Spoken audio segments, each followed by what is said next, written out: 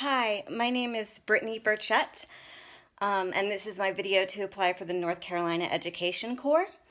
Um, so, in answer to your three questions, question number one, I would say that a big sorrow for me with COVID was a loss of the work that I used to do directly in the community. When I worked at the LGBT Center Library, part of that position was staffing the front desk because the library exists inside a community center.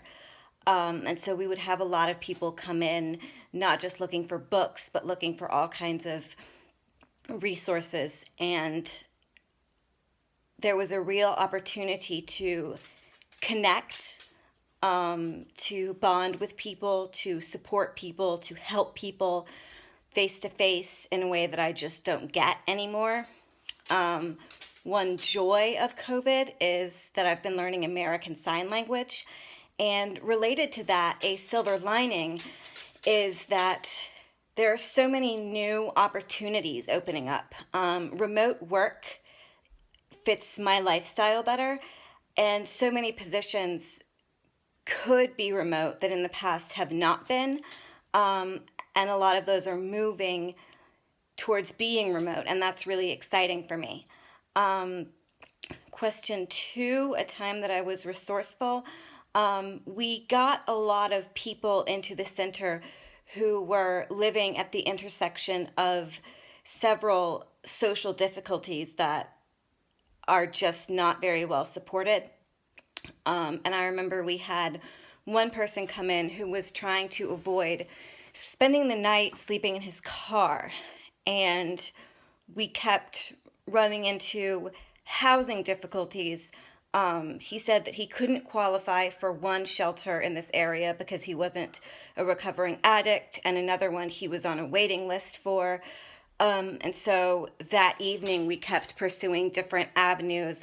There was one shelter that was full, and then we actually went on Facebook Exchange to see if anybody had available rooms that they were listing. And eventually we found a room available on Airbnb, which was a really nice result, even though that was not a traditional housing situation. It was still really nice to be able to help him. And in terms of having a student that you struggle to connect with,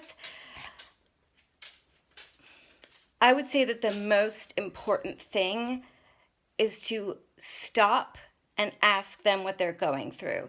I know in this day and age in the education environment, it can be really important to cover the content and in particular to teach to the test. But if you don't spend a few minutes with a struggling student trying to figure out what's really going on, all the hours that you invest working on the content is not going to do it. You need to try and at least talk to them about what's going on, at least show them some empathy, and also try and get to know them. Because if they can't connect with the material in the way that you're teaching it, maybe you can get more familiar with what works for them, their teaching style, or something that they're interested in that you can connect to the material.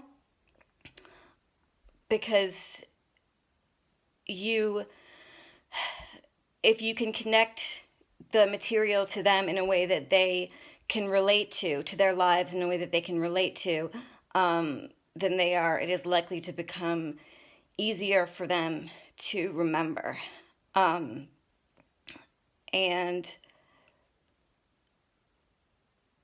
But I also think it's just really important to ask them emotionally where they are, because these are emotionally extremely tough times for young people as well as for adults. And so more students are likely to struggle.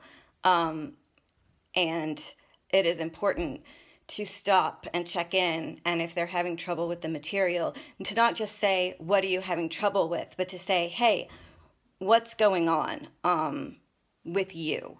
Not, don't phrase it like that, but try and talk to them, try and understand where they're coming from, what is stressing them out, what is challenging them, in a way that maybe you can show some understanding and then help to refocus them. So thank you very much for watching this video.